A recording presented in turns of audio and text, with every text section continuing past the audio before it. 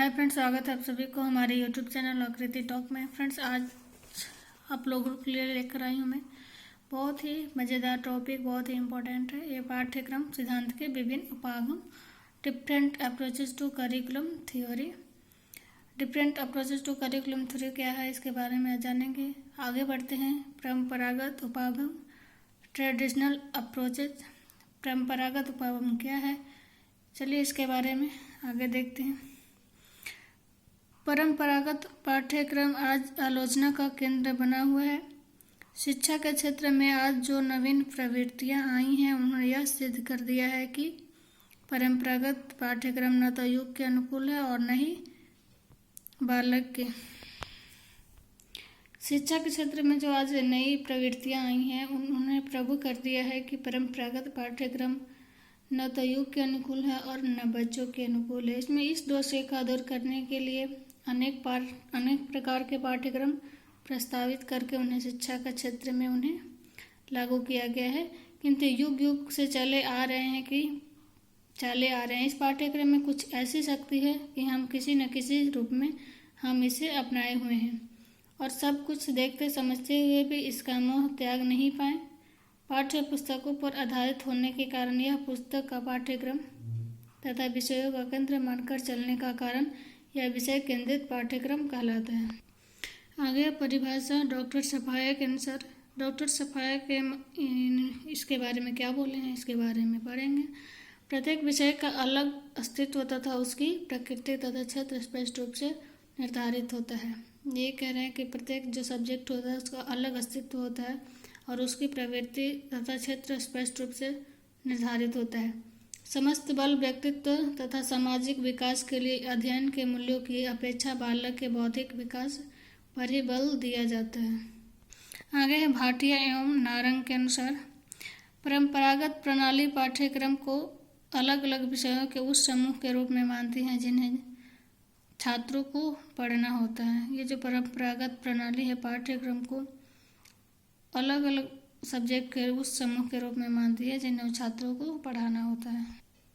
आगे है परंपरागत या विषय केंद्रित पाठ्यक्रम के गुण या विशेषताएं। Merit of character of traditional on subject central curriculum. परंपरागत या विषय केंद्रित पाठ्यक्रम के प्रमुख गुण या विशेषताएं निम्नलिखित प्रकार से हैं। पहला, अनुभवों की प्रभावशाली व्याख्या के लिए आवश्यक। दूसरा पॉइंट है समझने में सरल या साधारण। दूसरा पॉइंट जो है वो समझने में साधारण या सरल कह रहा है। तीसरा पॉइंट है सरलता से परिवर्तनीय। चौथा पॉइंट है मूल्यांकन में सरलता। और पांचवा बौद्धिक विकास में सहायक।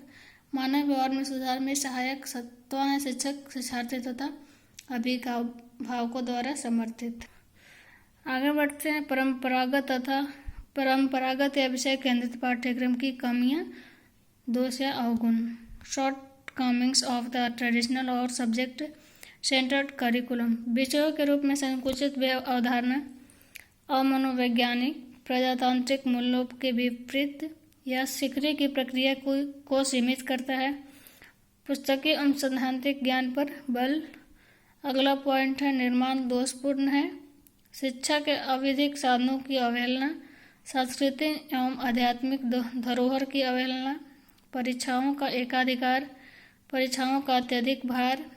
शिक्षक नई शिक्षण विधियों को नहीं अपनाता है। शिक्षक जो है जो नई शिक्षण विधियां होती हैं उन्हें नहीं अपनाता है। आगे बढ़ते हैं। माध्यमिक शिक्षा आयोग द्वारा दर्शाए गए दोष, defects pointed out of secondary education commission 1952 से 1953 के बीच के बाद। माध्यमिक शिक्षा आयोग के परंपरागत या विषय केंद्रित पाठ्यक्रम के कुछ दोषों की ओर इशारा किया है। आयोग ने इसका गहन रूप से विश्लेषण किया तथा इसकी निम्नलिखित कमियां इस प्रकार है। माध्यमिक शिक्षा आयोग के जो परंपरागत विषय केंद्रित पाठ्यक्रम के कुछ दोष हैं और उनकी इशारों किया है। पहला है संकुचित अवधारणा। दूसरा सैद्धांतिक तथा पुस्तकीय। आगे विषय वस्तु का बहुमूल्य, एकांकिक पाठ्यक्रम, परीक्षाओं का आधिपत्य, व्यक्तिगत भेदों की अवहेलना, तकनीकी तथा व्यावसायिक अध्ययन का अभाव। आगे परंपरागत या विषय केंद्रित पाठ्यक्रम में सुधार हेतु आवश्यक सुझाव। यहाँ पे कुछ सुझाव हैं। परंपरागत विषय केंद्रित पाठ्यक्रम केवल सैद्धांतिक और पुस्तकीय है। पाठ्यक्रम में जीवन से संबंधित सभी विषयों और क्रियाओं का स्थान थे। जो परंपरागत विषय हैं केंद्रित पाठ्यक्रम केवल सैद्धांतिक और पुस्तकीय हैं। आगे है पाठ्यक्रम के स्वास्थ्य शिक्षा पर अधिक बल नहीं दिया गया है। पाठ्यक्रम को स्वास्थ्य शिक्षा जो है उन अधिक बल नहीं दिया गया है। अतः सभी बच्चों का स्वास्थ्य रक्षा संबंधी नियम क्रियाओं का ज्ञान कराना चाहिए। अगला पॉइंट है बच्चों की मनोवैज्ञानिक भिन्नता को ध्यान रखते हुए बहुमुखी कार्यक्रम का आयोजन करना चाहिए। इनमें मतलब बच्चों की जो मनोवैज्ञानिक भिन्नता है उनको ध्यान में रखते हुए बहुमुखी कार्यक्रम का आयोजन करना चाहिए। आगे पाठ्यक्रम में उपयोगिता का ध्यान रखना भी आवश्यक है। जो पाठ्यक्रम में जो उपयोगिता है उनमें ध्यान रखना है। पाठ्यक्रम का चयन करते समय बच्चों की छवि रुझान योग्यताओं एवं आवश्यकताओं को ज्ञान अवश्य रखा जाए। जो पाठ्यक्रम का जो चयन होता है चुनाव होता है उस चयन करते समय जो बच्चे हैं उनको छवि रुझान योग्यताओं आवश्यकताओं को जो ज्ञान आवश्यक रखा जाए। आगे पाठ्यक्रम की परीक्षाओं से अधिक महत्व देना चाहिए। पाठ्यक्रम को परीक्षाओं से अधिक महत्व देना चाहिए। जब तक परीक्षाओं का सुधार नहीं किया जाता पाठ्यक्रम में भी सुधार नहीं हो सकता। यहाँ पे कह रहे कि जब तक परीक्षाओं का सुधार नहीं होगा तब तक पाठ्यक्रम में भी सुधार नहीं होगा। ये थी हमारी आज की टॉपिक। आई होप ये वीडियो आप लोगों को पसंद हुई तो प्लीज़ चैनल को सब्सक्राइब कीजिए, लाइक कीजिए, कमेंट कीजिए और अपने फ्रेंडों तक शेयर कीजिए। Thank you.